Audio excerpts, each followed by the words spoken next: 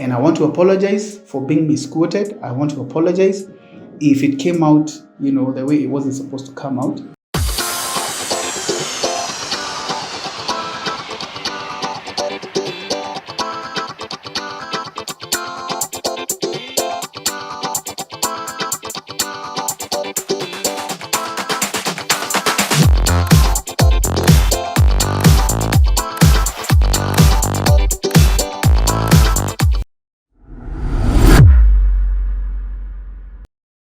Vipi Jimmy Gait, mambo vipi?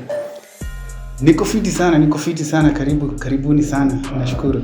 Yeah. Maisha yanapelekaje kama mwanamuziki hapa Kenya? Maisha iko sawa, nashukuru Mungu. Nimekuwa tu sawa, nimekuwa fiti. Kazi tu na chapa.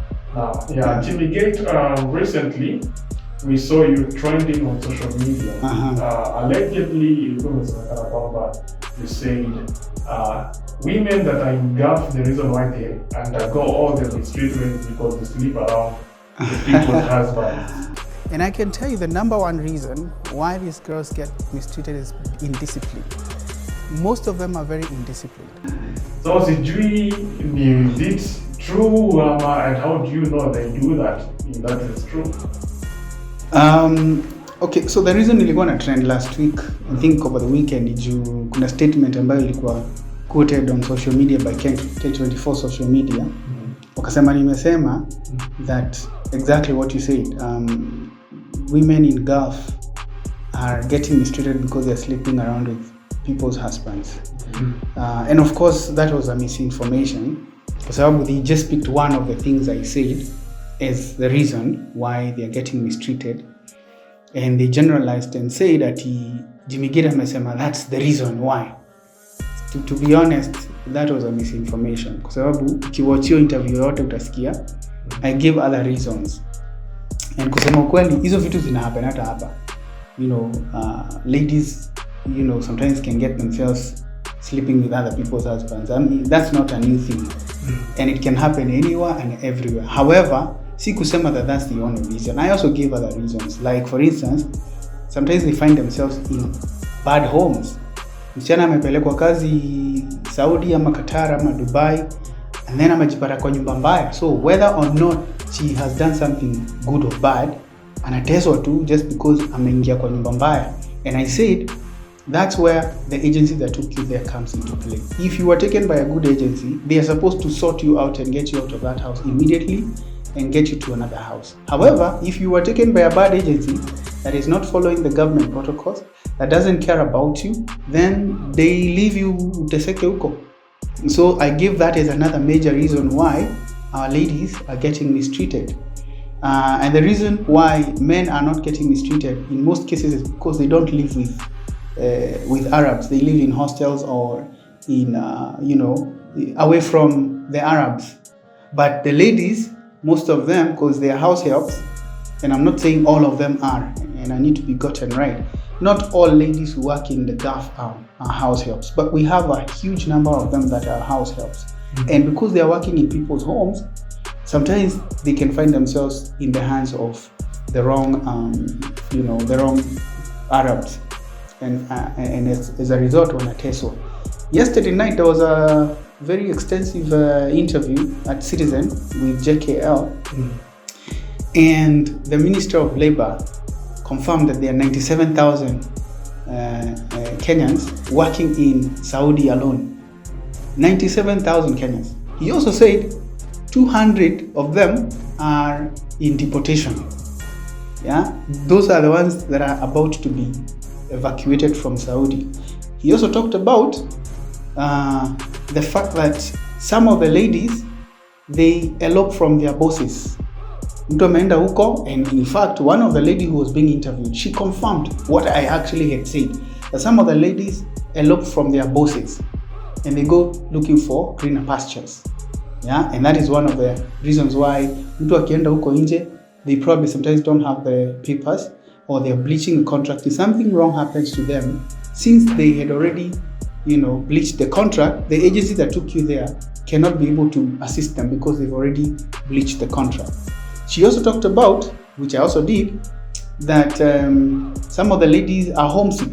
So sometimes they can also create some stories And sometimes they can also elope just looking for a way to get out. And those are her words, and she was there in Saudi.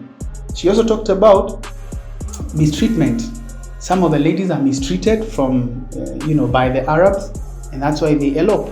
So there are so many other different reasons, which I actually mentioned in my interview at K24. But what K24 social media did is they took that one reason that Jimmy Gait said, it's because they are sleeping with people's husbands, that's why they are getting mistreated. And sometimes it's not their wish to sleep with them. Sometimes they are seduced by the Arabs. Sometimes they are forced by the Arabs.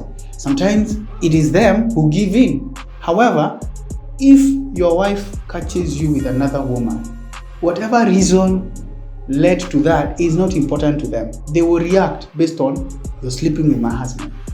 And so I just need to make it clear that I did not mean that that's the only reason. It's one of the reasons.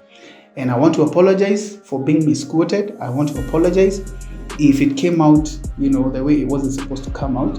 And I'm glad that I have these platforms to be able to clarify that is not the only reason. It's one of the reasons. Now that we saw very many people, especially women, going against what you say, do you regret? Well, you see, regret doesn't help anything. That's why I'm apologizing for being misunderstood. It's probably the way I said it, but again, owing to the fact that people who watch me on live TV actually have been calling me and telling me, but you said everything that is going on.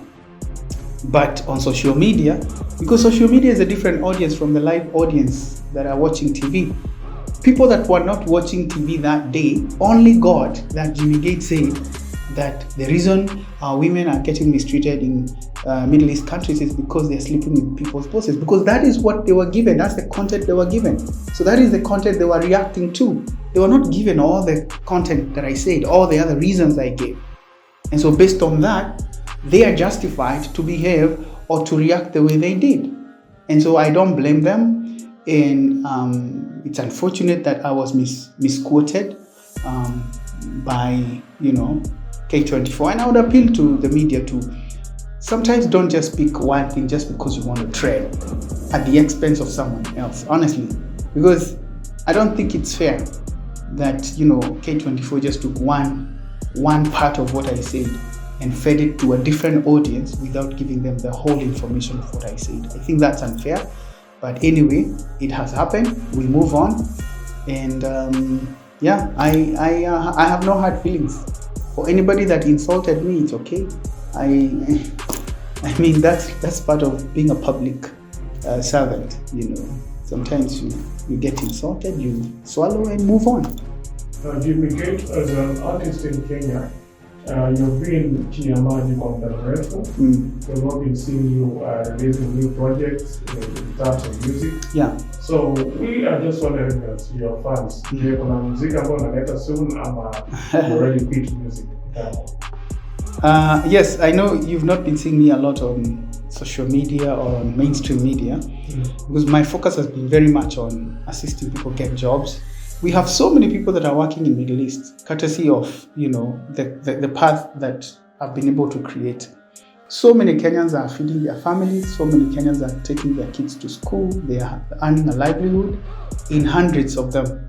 And like I said in another interview, my focus is in the next 2 years to create around 10,000 jobs for Kenyans out there. Because they're not jobs here. Jobs are going down. We don't have jobs here, so it's an alternative. But that aside, it doesn't mean that I have quit music. I'm still recording more music, and when it's the right time, I'll release more music. So I don't want people to feel like I quit music. I'm just focusing more on creating impact and, creating success stories. And I'm very passionate about what I'm doing at the moment. And of course, you have much about Instagram. Yeah. What made you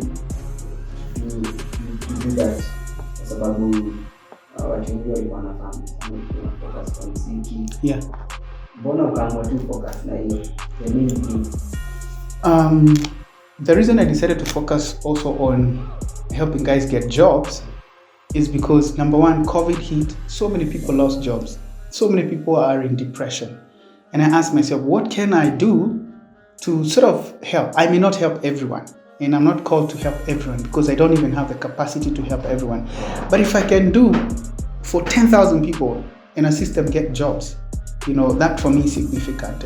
And so that pushed me to want to create that path that is safe, that people can trust, that even when you go, we follow up with you. We follow up with our people who are working in Middle East and anywhere else we've sent them. We follow up with them to make sure they are fine. We make sure we follow through all the protocols that the government has set up. We don't bypass any of those.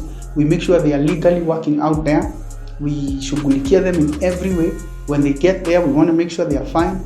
We keep communicating with them to make sure they are fine. In case they have any challenge, we quickly address that issue and help them get out of that issue almost immediately. And we are very, very committed to that. It's not just sending people, it's sending people to go and work in safe environments and, have our backup. Some of them talk to me directly sometimes. Of course we have a team, but some of them talk to me directly and I communicate with them and I make sure that they are fine. Hey, what's up, people? This is Jimmy Gait and you're watching Plaque TV, your #1 infotainment channel. Subscribe.